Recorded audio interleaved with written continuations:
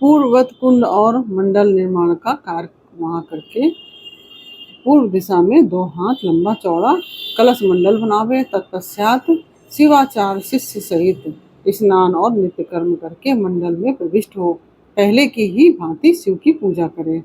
फिर वहाँ लगभग 4 सेर चावल से तैयार की गई खीर में से आधा प्रभु को नैवेद्य लगा दे और शेष खीर को होम के लिए रख दे। पूर्व दिशा की ओर बने हुए अनेक रंगों से अलंकृत मंडल में गुरु 5 कलशों की स्थापना करें। ओम नमः शिवाय। कैसे हैं आप लोग? ईश्वर कृपा से आप सब अच्छे होंगे। ईश्वर सब पे कृपा बनाए रखे, सबका कल्याण करें। आज मैं बताने जा रही हूँ श्री शिव महापुराण के वायवी संहिता का उत्तरखंड का 17वां अध्याय 17 अध्याय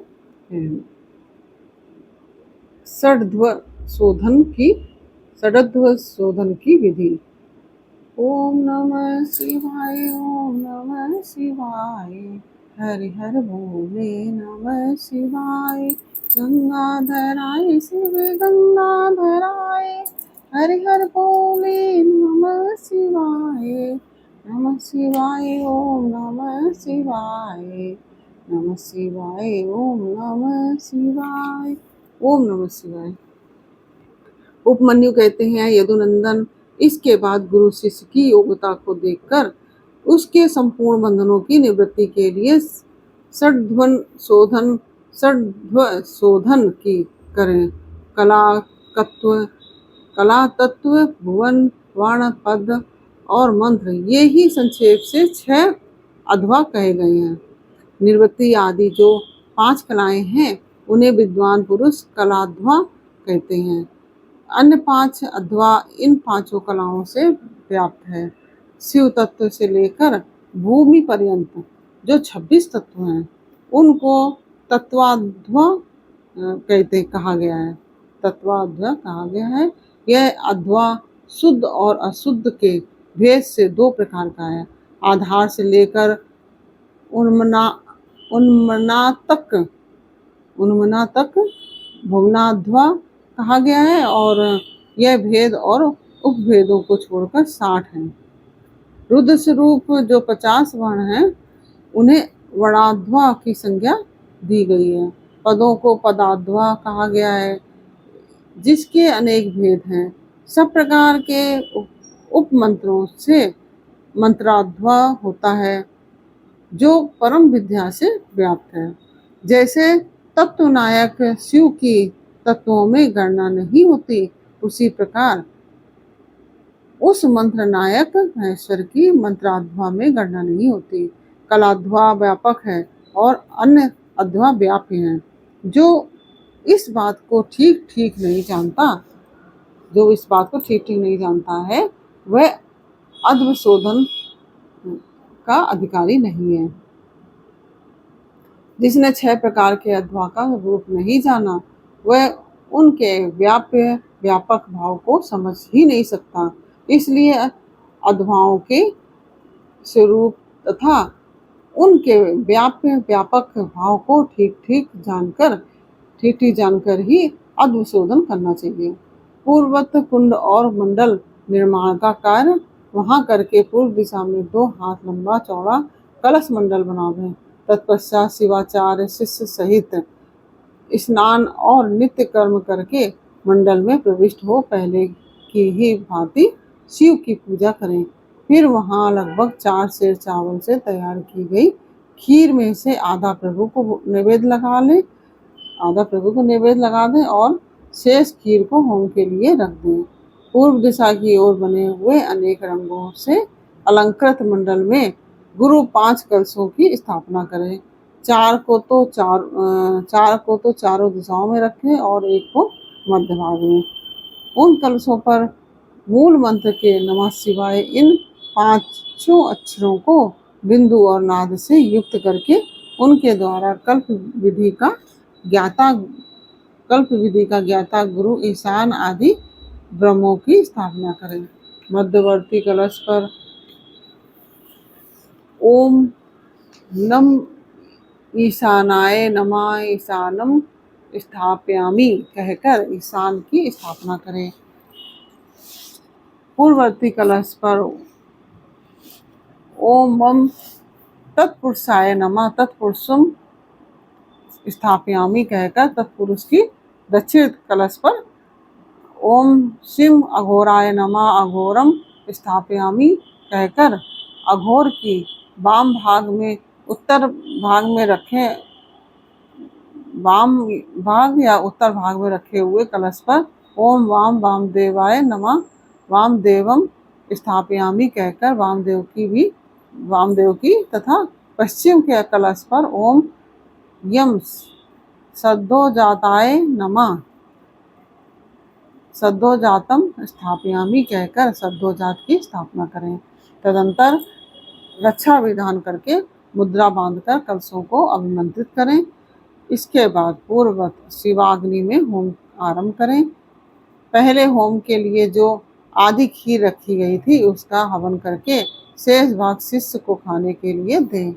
पहले की भांति मंत्रों का तर्पणांत कर्म करके पूर्ण आहुति होम करने के पश्चात प्रदीपन कर्म करें। प्रदीपन कर्म में ओम हुम नमः शिवाय फट स्वाहा का उच्चारण करके क्रमशः हृदय आदि अंगों को तीन तीन आहुतियां देनी चाहिए। अंगों में हृदय, सिर, शिखा, कवच, नेत्र त्रय और अस्त्र, इन 6 की गणना है। इनमें से एक एक अंग को 3-3 बार मंत्र पढ़कर 3-3 आहुतियां देनी चाहिए।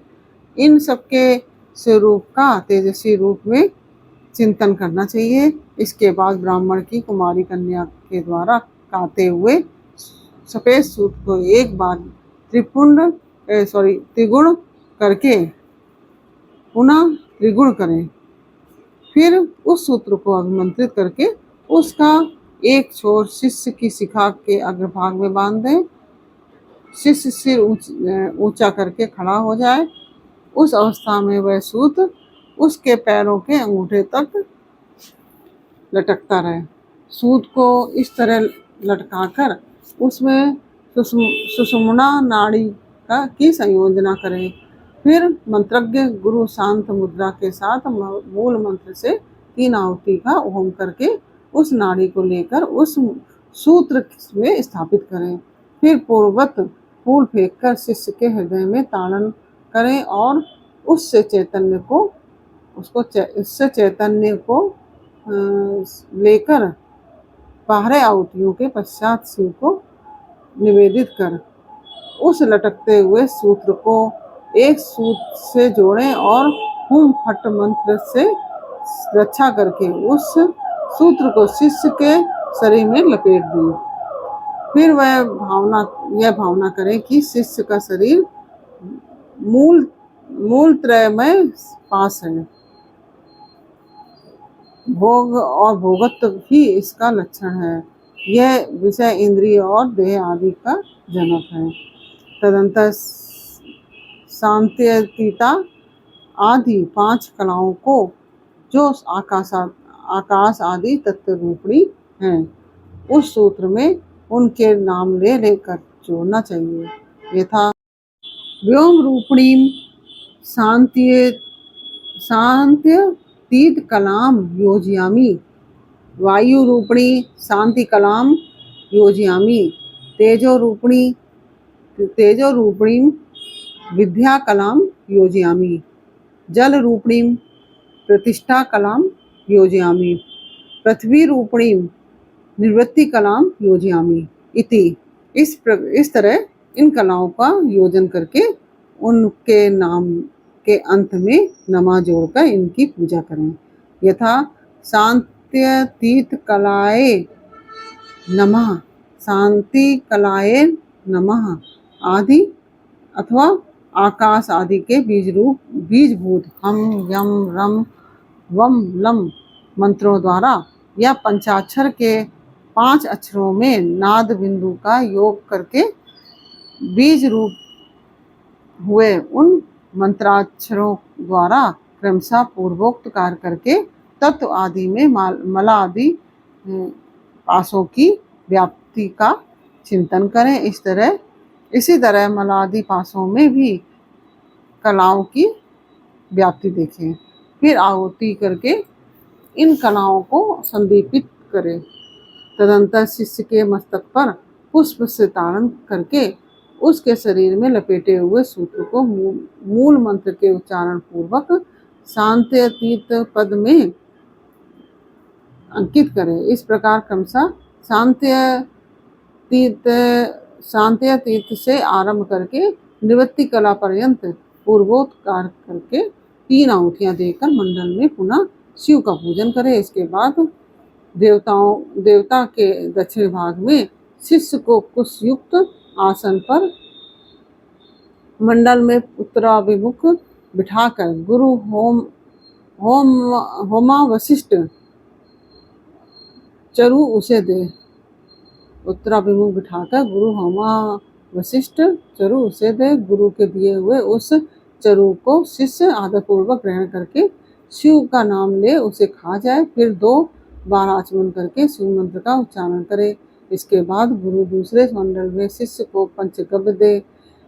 शिष्य भी अपनी शक्ति के अनुसार उसे पीकर 2 बार आचमन करके शिव का स्मरण करे। इसके बाद गुरु शिष्य को मंडल में पूर्ववत बिठाकर उसे शास्त्रोक्त लक्षण से युक्त दंत धावन दे। शिष्य पूर्व या उत्तर की ओर मुंह करके बैठे और मौन हो उस दांतों के कोमल अग्रभाग द्वारा अपने दांतों की शुद्धि करें। फिर उस दांतों को धोकर फेंक दे और कुल्ला करके हाथ मुंह धोकर शिव का स्मरण करें। फिर गुरु की आज्ञा पाकर शिष्य हाथ जोड़े हुए शिव मंडल में प्रवेश करें। उसे फेंके हुए दांतों को यदि गुरु ने पूर्व, उत्तर या पश्चिम दिशा में अपने सामने देख लिया तब तो मंगल है, अन्यथा अन्य दिशाओं में देखने पर अमंगल होता है। यदि वो दांतों गुरु ने पूर्व, उत्तर या पश्चिम दिशा में अपने सामने देख लिया तो वह मंगल है, अन्यथा अन्य दिशाओं में देखने पर अमंगल होता है। यदि निंदित दिशा की ओर वह दिख जाए तो उसके दोष की शांति के लिए गुरु मूल मंत्र से 108 या 54 आहुतियों का होम करे। तत्पश्चात शिष्य का स्पर्श करके उसके कान में शिव नाम का जप करके महादेव जी के दक्षिण भाग में शिष्य को बिठाए। महानूतन वस्त्र पर बिछे हुए पुष्प के अभिमंत्रित आसन पर पवित्र हुआ शिष्य मन ही मन शिव का ध्यान करते हुए पूर्व की ओर सिरहाना करके रात में सोए। शिखा में सूत बांधे हुए उस शिष्य की शिखा को शिखा से बांधकर ही गुरु नूतन वस्त्र द्वारा हुंकार उच्चारण करके उसे ढक दे। फिर शिष्य के चारों ओर भस्म, तिल और सरसों से 3 रेखा खींचकर फट मंत्र का जप करके रेखा के बाएं भाग में दिक्पालों के लिए बलि दे। शिष्य भी उपवास पूर्वक वहां रात में सोया रहे और सवेरा होने पर उठकर अपने देखे हुए स्वप्न की बातें गुरु को बताए। इस प्रकार से यह अध्याय पूर्ण हुआ। यह अध्याय कैसा लगा यह मुझे कमेंट बॉक्स में अवश्य बताइए। अच्छा लगा हो तो वीडियो को लाइक शेयर अवश्य कीजिए, जिससे कि और भी लोग लाभान्वित हो सके और भी लोग कथा सुन सके। फिर मिलते हैं आपसे अगले अध्याय के साथ अगले वीडियो में। तब तक के लिए राधे राधे। ओम नमः शिवाय।